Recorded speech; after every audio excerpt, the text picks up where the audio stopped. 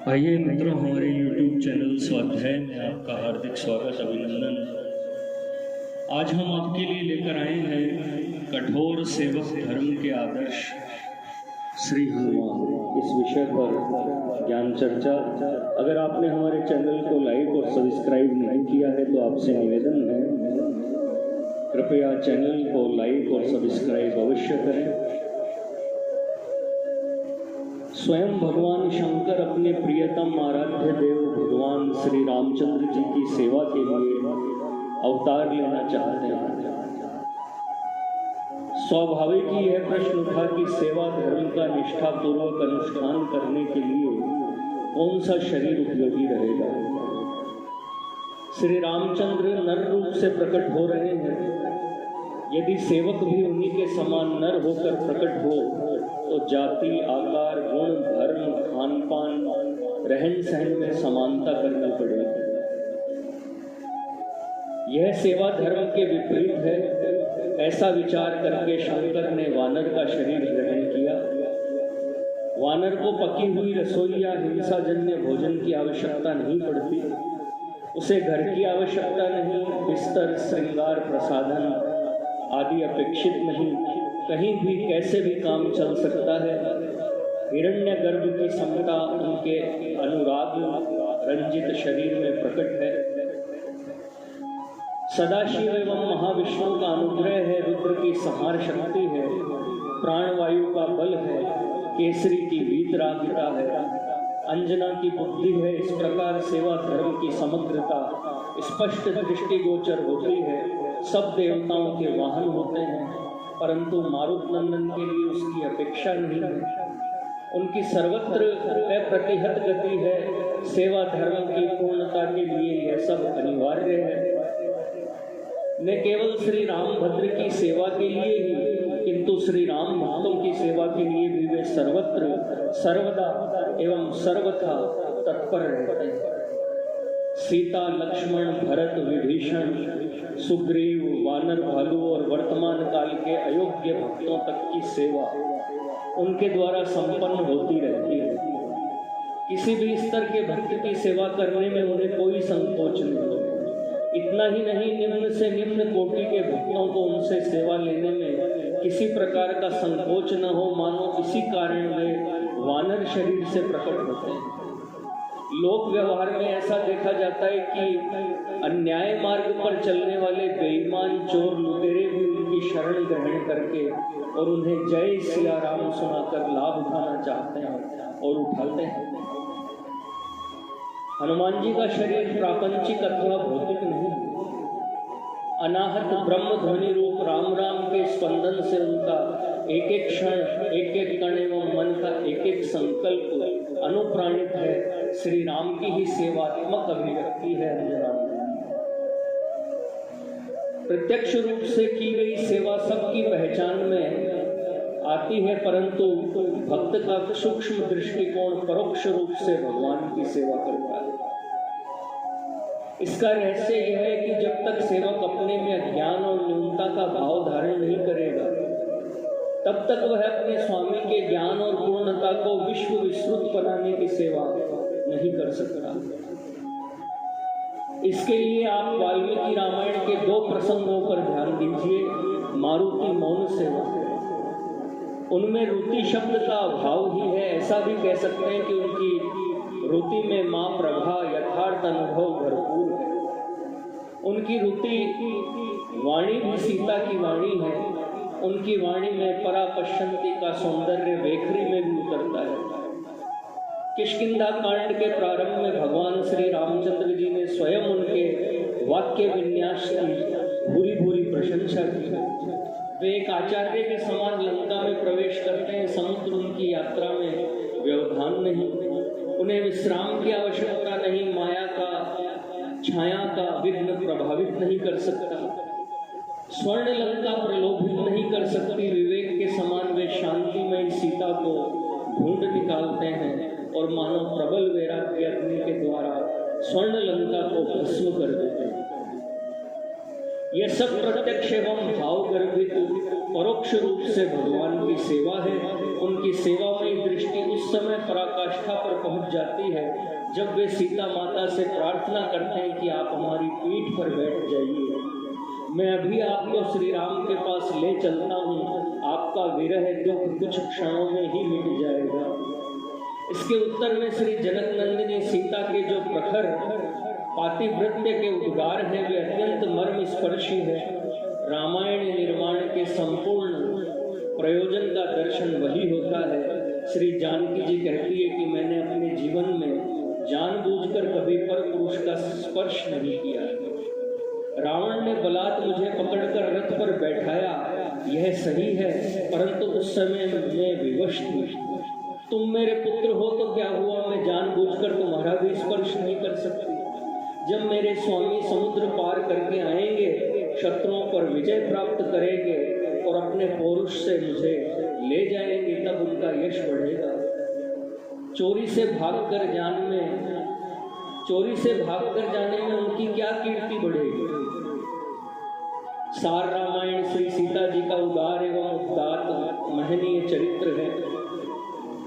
यदि हनुमान जी ऐसे प्रसंग में अपनी चंचलता अथवा अपने उथले विचार प्रकट न करते तो सीता जी के अमर वचन एवं प्रेमोद्गार उन्हें कैसे मिल सकते थे।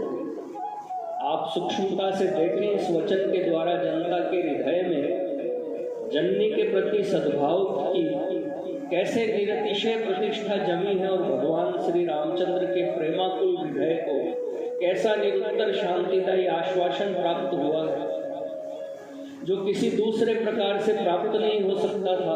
सच है, सीता राम दोनों की ऐसी सेवा हनुमान जी के अतिरिक्त और कोई नहीं कर सकता।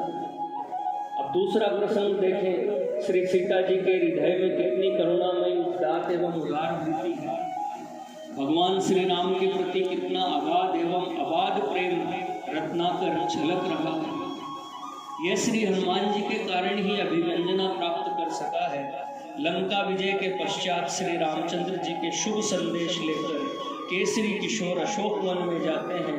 वहाँ एक ऐसी भूमिका या अभिनय प्रकट करते हैं जो सचमुच उनके स्वरूप के अनुरूप नहीं है। वे कहते हैं, माँ आप आज्ञा दें तो आपको सताने वाली इन निशाचरियों को इनके किए का फल चखा दूं, रोन दूं, घसीट दूं, नोच दूं, मार डालूं, केवल आपके संकेत भर का विलंब है। निश्चय ही हनुमान जी के ये वचन श्री सीता जी के हृदय को निवारण रूप से प्रकट होने का अवसर देने के लिए श्री जानकी माता के हृदय का यह तात्कालिक अवतार विश्व मानव के लिए प्रेरणा का शाश्वत स्रोत रहेगा। इसमें संदेह नहीं। वे कहती है, हनुमान, संसार में ऐसा कौन प्राणी है जिसने कभी न कभी कोई अपराध नहीं किया होगा। सभी अपराधी हैं, न कंचिन अपराध्यति। मैंने भी श्री लक्ष्मण के प्रति अपराध किया है, तुमने भी लंका के निरपराध बालक बालिकाओं को पीड़ा पहुंचाई है। आर्य पुरुष का कार्य दंड देना नहीं है, करुणा करना है। कार्यम कारुण्य मार्गेण, करुणा में पापी पुण्यात्मा का एवं शुभ अशुभ का विचार नहीं होता। तुम जो कुछ करने के लिए कह रहे हो उससे क्या श्री रामचंद्र जी और उनके भक्तों का यश बढ़ेगा? श्री जानकी जी के वचनों पर आप ध्यान दें। ये करुणा समुद्र की चलती हुई लहरें तो है ही, भक्तों के लिए एक मार्ग निर्देश भी है। उन्हें अपने कर्तव्य का निश्चय करते समय यह ध्यान रखना आवश्यक है कि उससे श्री राम का और उनके भक्तों का यश बढ़े। यदि उनके कर्तव्य निश्चय में यह दृष्टि नहीं है तो उनके भक्ति भाव की अपूर्णता ही माननी पड़ेगी। सौंदर्य की दृष्टि से जब हम हनुमान जी को देखते हैं तो वे शिव स्वरूप हैं, हृष्ट पुष्ट एवं बलिष्ठ हैं, परंतु आकृति की दृष्टि से देखें तो लोमश शरीर, हाथ पांव टेढ़े, चिबुक भी टेढ़ा, रूप में लंका दहन का प्रभाव, उनके प्रत्येक क्रियाकलाप से श्री राम का ही महत्व प्रकट होता है। वे किसी को अपना भक्त बनाकर श्री राम का भक्त बनाते हैं। श्रृंगार रस की सेवा में दासी को भले ही सौंदर्य माधुर्य की अपेक्षा हो, परंतु दास्य रस की सेवा में स्व शरीर के लिए सेवोपयोगी इस प्रसादन की ही अपेक्षा होती है। अधिक नहीं उनका ब्रह्मचर्य भगवान श्री रामचंद्र के लिए कितना सेवोपयुक्त है, यह थोड़े से ही विचार से ज्ञात हो जाएगा। सीता जी के प्रति प्रेम संदेश का आदान प्रदान, रावण के अंतःपुर में प्रवेश और अवध धाम के राजमहल में अनवरत सेवा का अवसर अखंड ब्रह्मचर्य के बिना कैसे प्राप्त हो सकता है। प्रीतिपूर्ण दास्य अथवा प्रेमानुभाव सेवा में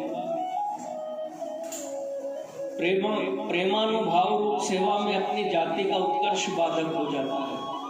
भगवान श्री रामचंद्र को सेवा की आवश्यकता हो और सेवक अपने व्यक्तिगत कर्तव्यों के पालन में संलग्न हो, स्नान संध्या वंदन नित्य कर्म आदि में मग्न हो, उसकी ऊंची जाति का अभिमान छोटी मोटी सेवा करने में विघ्न करता हो तो यह सेवक का दुर्भाग्य ही समझना चाहिए।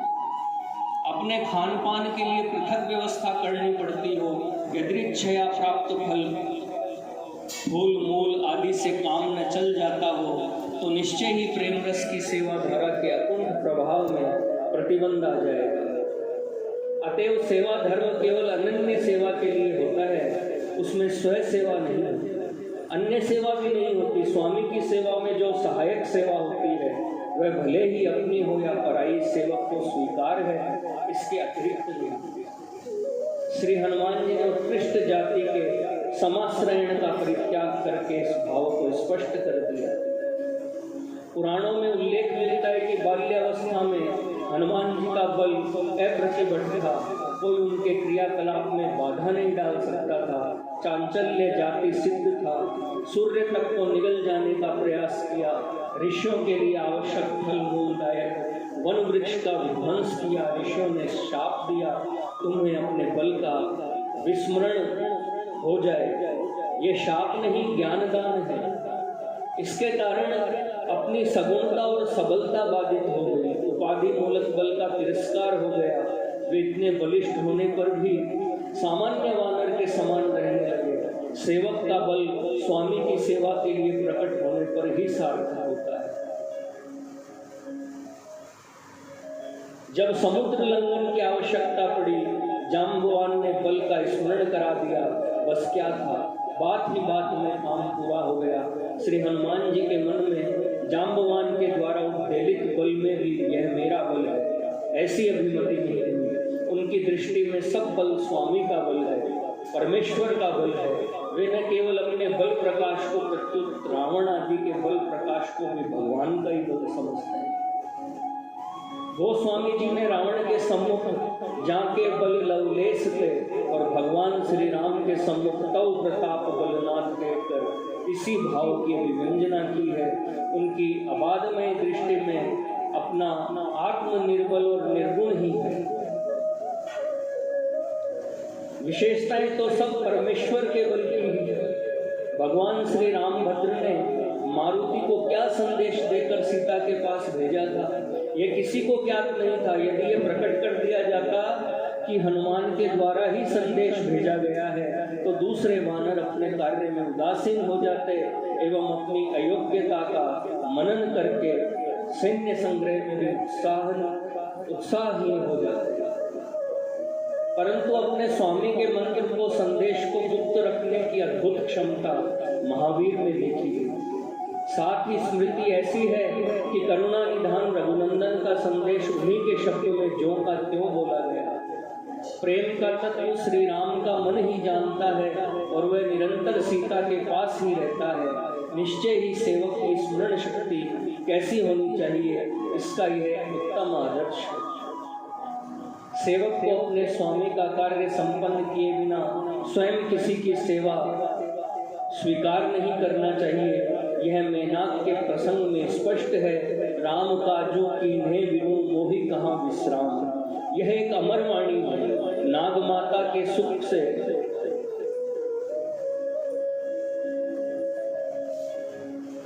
नाग माता के मुख से दुगुना अपने आकार को बनाते जाना और उसका मुंह अतिशय बड़ा हो जाने पर छोटे से आकार से उसमें प्रवेश करके निकल आना, यह बुद्धि कौशल है।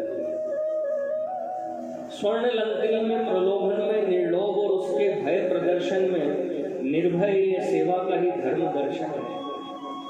शत्रु की नगरी में प्रविष्ट होने के बाद केवल आज्ञा पालन करके लौट आना, इतना ही सेवा का कर्तव्य नहीं होता। अभी तक शत्रु ऐसा उदाहरण है, उसके यंत्र मंत्र तंत्र गुप्त नहीं रखे गए हैं। हनुमान की प्रतिभा ने उस समय श्री राम की विजय के लिए जितने मार्ग थे सब प्रशस्त कर दिए, यंत्र ध्वस्त कर दिए, ब्रह्मास्त्र आदि के मंत्र ज्ञान स्पष्ट हो गए, शासन तंत्र भयभीत हो गया, सैनिकों के हृदय में खलबली मच गई। श्री राम का एक गुप्तचर इतना प्रभावशाली है तो वे और उनकी सेना कितनी सामर्थ्यशाली है, उसकी क्षमता के पारावार को कौन पार कर सकता है। शत्रुओं के हृदय में इस भय का संचार कर देना बल बुद्धि निधान पवन नंदन के ही वश की बात है। उनमें प्रतिभा के साथ शांति है, बुद्धि के साथ आज्ञा पालन है, स्मृति के साथ गोपन है, बल के साथ नियंत्रण है, शारीरिक पुष्टि के साथ ब्रह्मचर्य है, साथ ही जीवन का एकमात्र उद्देश्य भगवान श्री रामचंद्र की सेवा है। श्री हनुमान जी में सदाशिव का अनुग्रह है, हिरण्यगर्भ की सत्य संकल्पता, विष्णु की पालनी शक्ति, ब्रह्मा की सम्मता, रुद्र की संहार शक्ति एवं अहंकार से मुक्त ब्रह्म भाव का अत्यंत स्फुट दृश्यमान है। इसी से उनकी प्रत्येक क्रिया हित भाव से परिपूर्ण है। स्वम कर्तव्यम किमपि कलयन लोकम एष प्रयत्नान प्रार्थ्यम प्रति घटयते कांचन स्वात्मवृत्तिम यस्तु त्यक्ता अखिल भवमलय प्राप्त संपूर्ण बोधय कृत्यम तस्य स्फुट मिदय लोक कर्तव्य मात्रम। जो मनुष्य लोक व्यवहार में प्रयत्न पूर्वक अपनी स्वार्थ पूर्ति के कर्तव्यों में ही संलग्न रहता है, वह परोपकार के लिए अपनी शक्ति वृत्तियों का ठीक ठाक उपयोग नहीं कर सकता।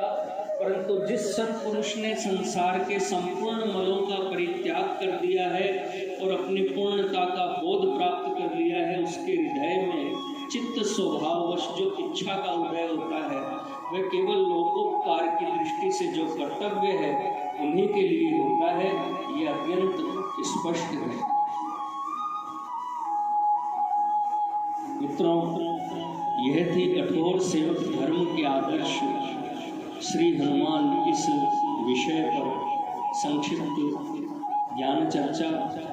अगर आपको हमारा चैनल पसंद आए तो इसे लाइक और सब्सक्राइब अवश्य करें। धन्यवाद।